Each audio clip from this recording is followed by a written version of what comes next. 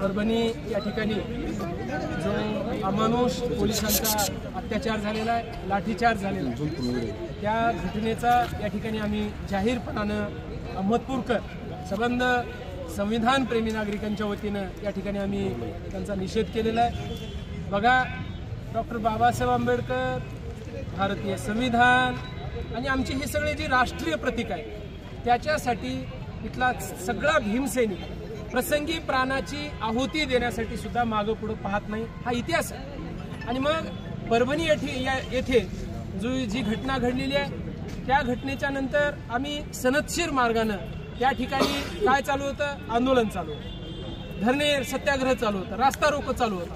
परंतु ते झाल्यानंतर काही जी जातीवादी मंडळी होती त्यांनीच दुसरीकडे आगडोंब करायचा प्रयत्न केला।